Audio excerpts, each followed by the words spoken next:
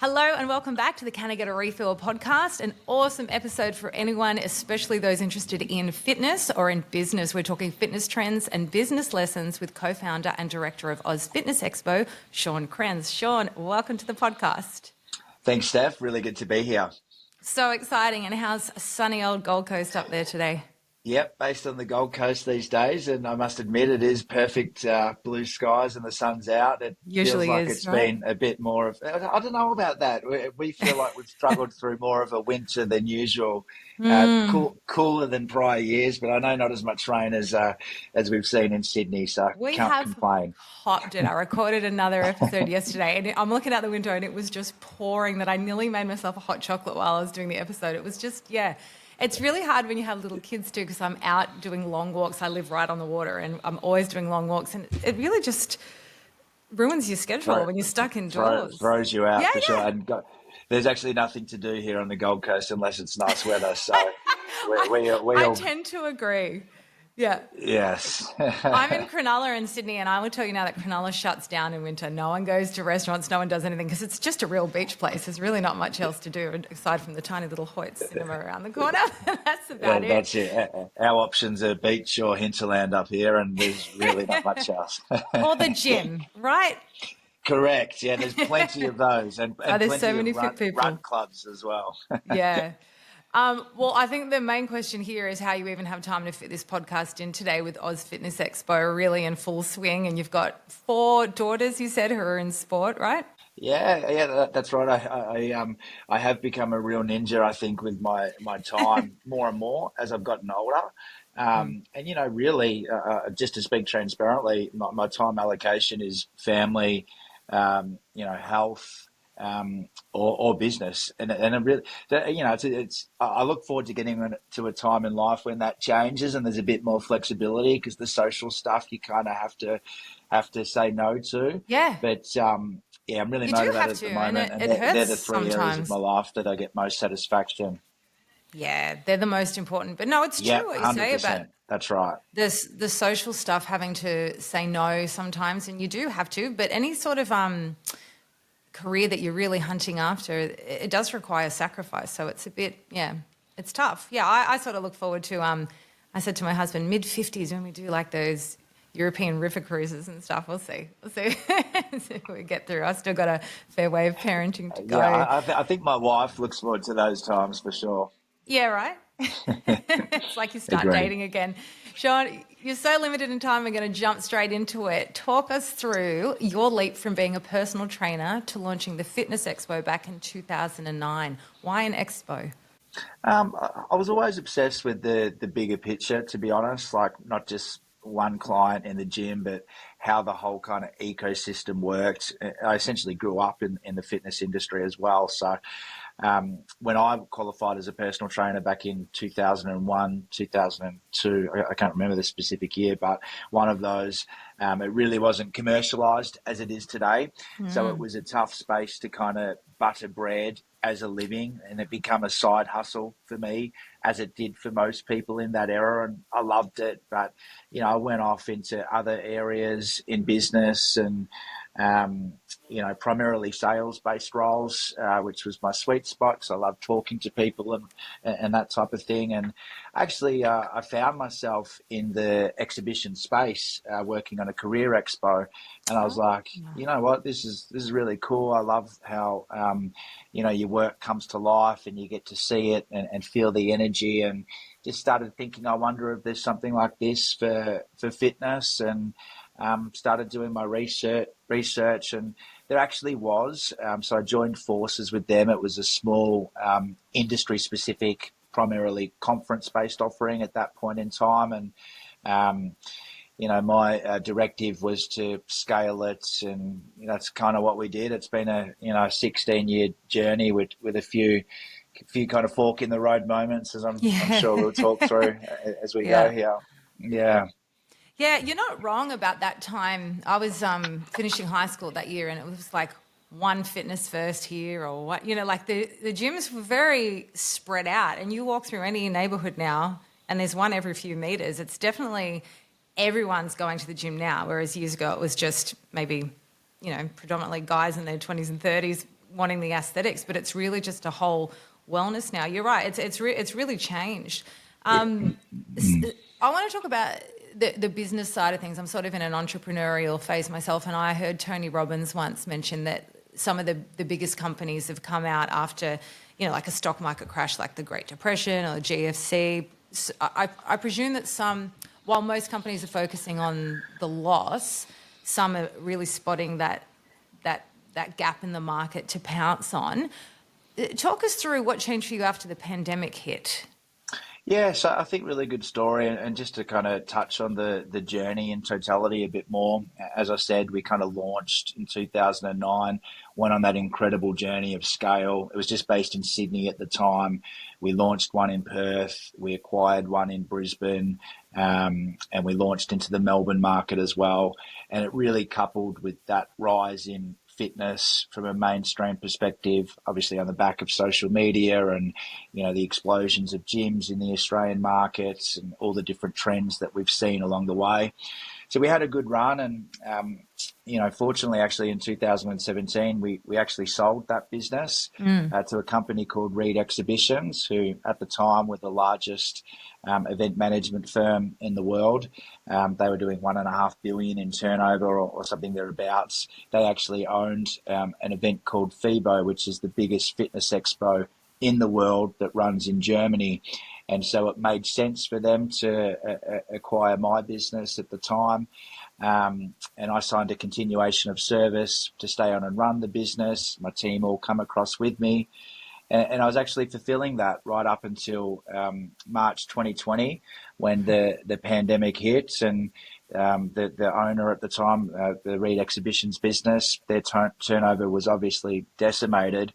And an outcome of that, from what I understand, was thousands of staff globally were made redundant, including myself and all my non-compete clauses. And yeah, it was a real fork in the road moment. It kind of presented that opportunity to start again with a blank canvas, which is exactly what we did. I partnered with another established event management firm, National Media, who are based on the Gold Coast, and they run trade shows in all different sectors. And they kind of backed me because it was a tumultuous period.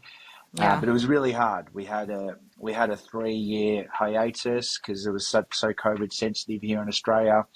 Many of my network kind of advised me to go and do something else, but I just still believed. I believed in the power of live experience and that it would come back bigger and better than ever if I just kind of rode the storm. And fortunately, we managed to get it back up and running in 2022, and then it was small, but it grew. Yeah, it grew in 2023, and then again it grew in 2024, and now here we are getting ready for this coming event, which I think will be the biggest one we've ever done. So I think it's a good story of resilience and just, staying true to your passion. And yeah, it's been a good run, Steph.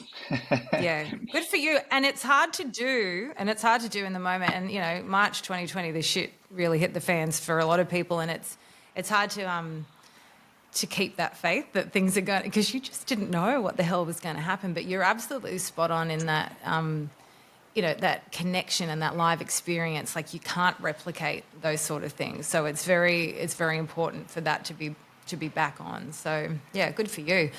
What do you think are the top fitness trends right now? Look, great question, Steph. On the trends, I think it's everything's heading in a wellness skewed direction. Recovery and recovery tech is huge at the moment. So I think what you're seeing is all the major gym operators in the market redesigning their layout to encompass that wellness and that recovery offering. Your group fitness studio that perhaps formerly ran the Zumba classes or the Les Mills classes is now becoming, recovery spaces. We've seen the sauna and the ice bath explosion. And that's here to stay, but it's difficult to activate in a gym environment. So I think it's more about recovery in gym, massage chairs, compression tech, et cetera, et cetera. And some, of course, have the magnesium pool offering or the ice baths and the saunas. We'll see an explosion of these dedicated wellness boutiques as well that kind of go to the next level of that, offering cryo and hyperbaric chambers. And I think that's really exciting. I call it longevity focused fitness. I think that's what's next, where gyms kind of become that full stack, sorry, health kind of hub, if that Yeah, the makes whole sense. journey, right? Yeah, that's really important. And as I was telling you, my husband owns a company called Clean Fitness. So they clean, it specializes in the health and fitness industry. And I'm on the road for him occasionally. And I go into, I was in some Virgin Actives and they're really like, it's like everything's a big wellness club now. It's not just the gym with your cardio and your weights. Like people are really going with the infrared saunas, the spas, the ice bath. Like it's a whole experience now. So, and I get it. I love my infrared saunas, and I was doing ice baths. So yeah, I get what you mean. It's more longevity. I'm seeing that more and more. But there's just so many of these places that I'm like, oh, you always got to keep your finger on the pulse with fitness because it just seems to be changing so much. You mentioned Zumba. I remember TRX. Like it's just the trends seem to come and go so fast. So it seems like that kind of industry where you really have to keep your finger on the pulse. Do you find that? Oh, for sure, 100%. I actually think it's in a really good spot at the moment, though, because it's become more about how you feel, as you've just touched on, rather than how you look. And, Yes. I think the community aspect as well is also more prevalent than ever before. And that social connection, I think, is paramount because it obviously helps people with mental health, which we've had a crisis in on the back of the pandemic and whatnot. Yeah. So I think that's the real strength of the fitness industry is being that vehicle that can help people be the best version of themselves overall. Yes. You are the best version of yourself when you're doing that. And yeah, you're right. It sort of brings in all different demographics when it's not just focused on the aesthetic. There's like people in their 60s and 70s that train in Cronulla and they are fit and they're not doing it for how they look. They're doing it for their longevity. And especially someone like me, postpartum, trying to get back into your health and fitness. And a lot of my workouts, I used to be in the gym 6 days a week, but a lot of them are at-home circuits. I've got my Y bells and I do that. But when I do get to the gym, I come home so happy. I've seen my friends at the gym. It's just that real connection where I feel like, I don't have to worry about there's a child running through my legs and I'm trying to work out. It's just, you can't replicate that connection. Yeah, you're spot on Yeah, there. yeah, it's unreplaceable. Yeah, health is wealth, Yeah. right? Absolutely. Sean, what do you think? What are your predictions for the next big thing in fitness? Well, I mean, high rocks is massive at the moment, right? So that's the current big thing for sure, and hybrid training, and I think that's probably here to stay because they've removed the barriers to entry. It's really accessible for everyone. Run Okay. clubs are obviously exploding at the moment, which is good because again, no barrier to entry, great Yeah. community sentiment behind it all. We touched on the recovery aspects. I think strength training, which is not the new next big thing, it's the original, the Yeah. prevalence of that, it's probably number one again because, you touched on it with the older demographics, that benefit that you get from strength training, that's king, right? That outweighs everything else. So I think we'll see society kind of lean into that more. The gym offering will be, strength first and foremost, little bit of cardio, and then that recovery kind of play as well. Yeah. Um, so yeah, I think that's probably where it's at right now. I'd agree with you on the strength training. My 76-year-old mother and 75-year-old father just joined a gym and sent me photos of them working out. And I sent my former PT husband over there to train them a little bit so they didn't do the wrong thing. But I was like, you really need it, like for bone density, just for your health and fitness. So, yeah. And definitely for women Yeah, too, like perimenopause, menopause, like it was never really talked about a lot for women years ago. A lot of women were doing cardio focused workouts. So it's just really yeah. important. So I agree with you on strength and you Yeah, just I feel, think the feel strength great. training it balances your hormonal levels, and obviously you lose muscle mass as you get older as well, which creates Yeah. other issues. So the ability to fight that off for as long as you can is Yeah. really important. Yeah. Plus the guns look great too in summer, right? Oh, Um, 100%. That's still important too. Let's be real now. it's still up there. Let's not lie. Let me ask you this. If you could only do 5 exercises for the rest of your life, what would they be? Good question. I always say skipping with a skip rope is the best bang for buck movement you can do. It's kind of like a whole body workout. really hits your shoulders and your upper body area well. You got the calf impact and great for core too. Um, so from a conditioning standpoint, I always recommend, like, even something I do at the moment actually still is just a skip at the end of my workout, like 5 minutes, but you're still gassed after it, and keeps the condition pristine in my opinion. So I Oh, always recommend awesome. that. And then I think it's the big ones, like deadlifts, the king of full body strength. I knew you were going to say I think deadlift. I thought you were going to pull-ups. lead with deadlift. Yeah, well, yeah, pull-ups as well. I think upper body pulling power and grip strength's important. Something else I'm going to add in: Mm. sprinting. Literally unmatched for like conditioning and Like explosiveness. interval sprints. Yeah, like eight Yeah. by 100. Like, not at 100% because as we get older, you might do your hamstring or calf, and sometimes I feel like Yep. mine's on the brink of going, I must admit.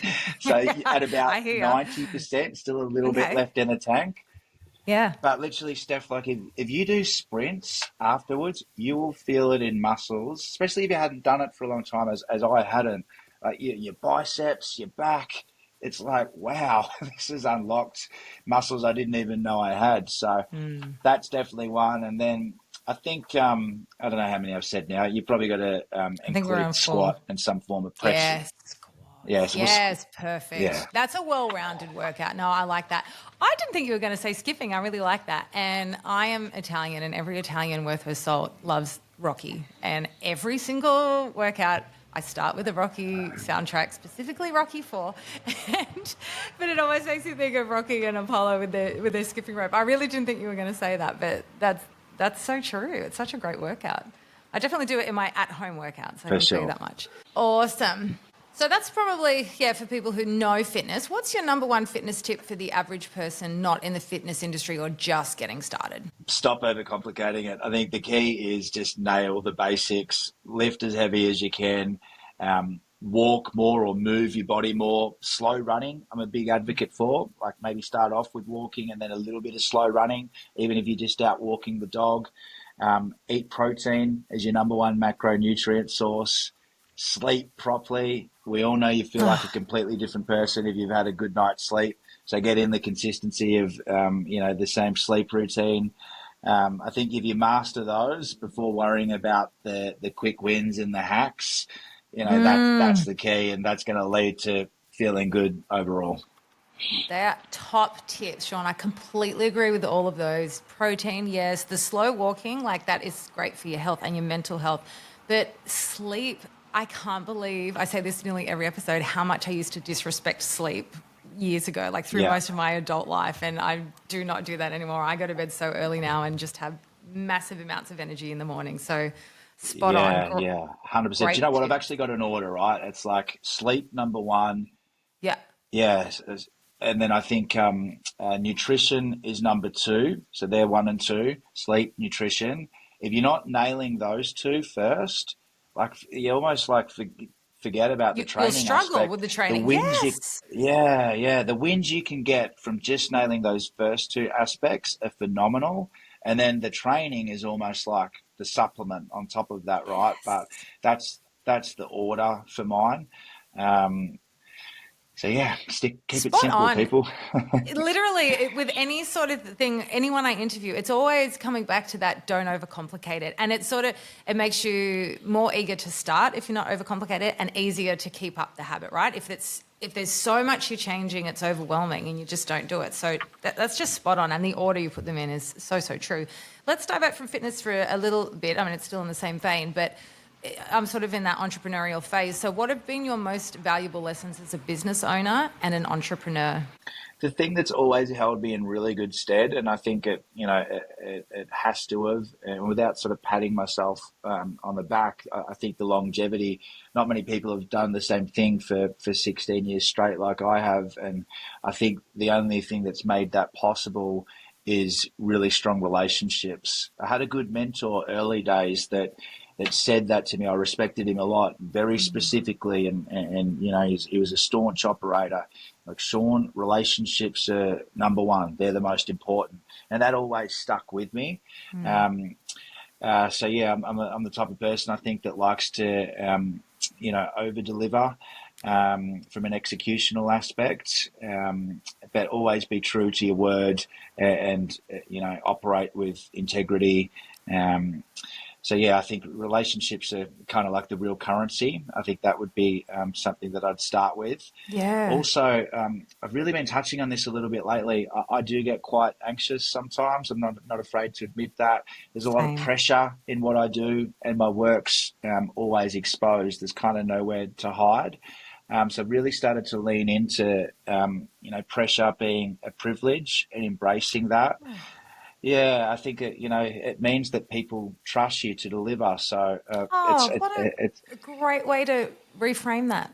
That's a yeah, really good mindset hack there, because it is the pressure yeah. that gives me anxiety. Because if I have not much on that day, I'm not anxious. If I have so much on and people are waiting to hear from me, I get so overwhelmed, and I definitely get anxious, and I've definitely sought help for it. So I'm right there with you. And I think most people do when they have a lot of responsibility. But that's such a great reframing. It's like I read something, even like you can do that for any area of your life, where when you're stressed trying to feed your baby, or when got to pay your bills for your house. It's like, what a privilege to have to do that. Do you know what I mean? Like, what a privilege to have a child that you get to feed, or so it's a privilege to be doing what you do and have that pressure. And yeah, that's just great reframing. Absolutely. Yeah, that's right. I think, yeah, I've really been putting a bit of work into gratitude, which I know sounds a little bit cliche, but Nope. it's part of my morning routine now, and that's sort of how I'm reframing it, where, pressure is something that I'm really grateful for. So I try and spend a little bit of time and it doesn't always work, because sometimes it feels fake because you're just feeling so much pressure, but it's a good hack, and often it does work quite well. So I think yeah, I'm glad I touched on that. I also think momentum sort of beats motivation, so you got to just keep moving even when you don't feel like it, right? There's heaps of days where you're not going to, but if you just move, you know, in whatever way you can, then it's going to lead to something good. They're probably the key things for me that I try to focus on, and protecting your energy and focus too. Not Oh, every you opportunity is are worth it.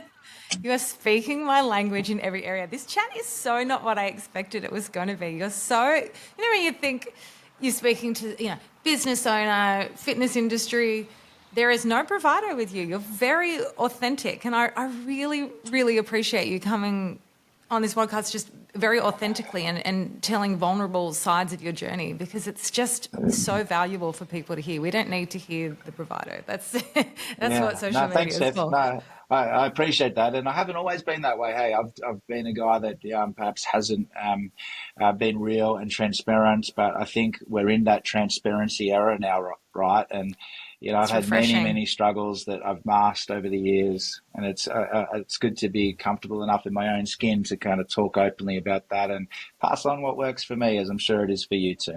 Oh, good for you. I find it freeing to be vulnerable and authentic. I find, because I don't have to put up a wall. I just find it, yeah, very freeing to just say how I'm feeling. It's definitely something that comes with age. That's something that I sort of started to master in my 30s and 40s. I'm well and truly into it.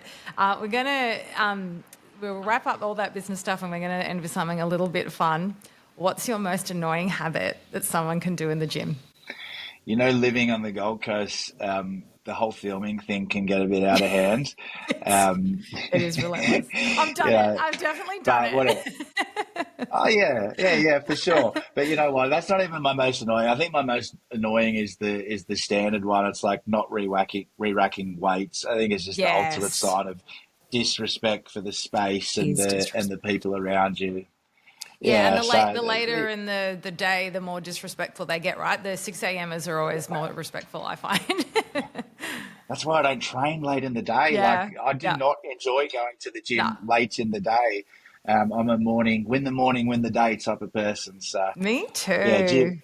Yeah. Yeah, but not much annoys me in the gym though. If I'm honest, Steph. Really. Like I'm Do you just want to hear yeah, no, mine? yeah, go for it. There's about 20 treadmills where I train, and every single time, no matter how empty, someone has to come and use the treadmill right next to mine. Why do people do that? I don't understand. Are they lonely and they like my energy? Because I need personal space when I'm like sweating and Yeah. I can relate to that. It's a bit off topic, but similar, like, the whole car park thing when there's heaps of car spaces, but someone parks right next to yours. That is the one that really grinds my I gears. call it my car park theory. I'm like, I think people do it on purpose to make their car feel less isolated or something. I think people do that on purpose. I think it looks like more of a break-in target if it's on its own. I think they genuinely want to be, but I'm so with you. Like, give me space. I love people, but I love my space. Oh, yeah. Right there No, with you. we're on the same page for We sure. are with so many things. We're going to end with this final question that I love to ask anyone who's been on a bit of a journey. I thought you were just going to be on a career journey, but it sounds like you've been on more of a spiritual journey as well. If you met your 18-year-old self today, what would you tell him? I kind of look back at those years and reflect quite a bit. I think it's back yourself earlier. Don't kind of wait for that permission. And just, I didn't maximize those years, to be fair. It's something else I'm happy to be transparent about. That they were years that I prioritized socializing, but it's made me who I am today. So again, to touch on that gratitude piece, I'm grateful for it all, right? Grateful. Had a lot of failures, ended up in, a place where I wasn't sort of being the best version of myself. And actually really challenging period too for me, Steph. I don't want to get too deep, but I lost my dad, who was my best friend. He died of cancer and sort of fought cancer right through my early 20s. And I really struggled with that initially because we were super close. We'd speak every day. And then I kind of got to a place where, and I got a tattoo of it actually across my heart. It's, again, probably cliche. You see a lot of these now, but it's just always with me. And really embraced that mentality that, he's still here and with me, and, decided that I wanted to kind of make him proud. And that was the start for me. I don't really have any golden nuggets in this, but I think it's kind of back yourself earlier and just have a crack, right?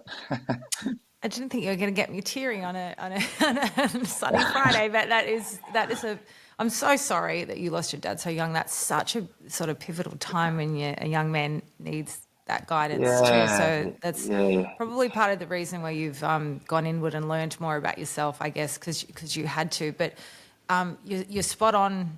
Like so many people give similar advice of, just believing yourself, back yourself. I'm right there. I always say I wouldn't want to go back, but I wish I could go back with this mind and this level of confidence and believing in myself. Like I feel like I truly feel like I wasted my 20s. I feel like that whole decade just, but the lessons learned created who we are today. And I just don't think I would have, evolved as much as a person without stuffing up so much. Yeah. So I was a bit of a rat bag there for a few years, Steph, I must admit. I don't doubt it. But part of often I have a thought of, I should have just gone straight into the army. That would have been perfect for me. But then I go, might have been more of a rat bag. But if I had have done that, I would have ended up a completely different person to who I am now. So wouldn't change a thing. Only ever look back to see how far you come. Never to no such thing as regrets. It's just it's sort of all predestined. It's all part of our journey, and it's a hell of a ride. So 100%. I have enjoyed our chat so much. It went so in a different direction than I thought it would, but I again really appreciate you sharing your journey and just showing up really authentically and vulnerably. So it's just beautiful. So I'm going to link everything in the show notes for the Fitness Expo. I'm really excited to see how that works out for you this year. So thank you again for sharing everything, Shaun, and being here today. No, thank you, Steph. It was a really great chat, and looking forward to the Fitness Expo at the ICC, of course, in Sydney, September 19. It's Friday, Saturday, Sunday, so September 19 to September 21. Make sure you mark it down. Everyone get out there, link in the show notes, and please do something in the next week to fill up your cup.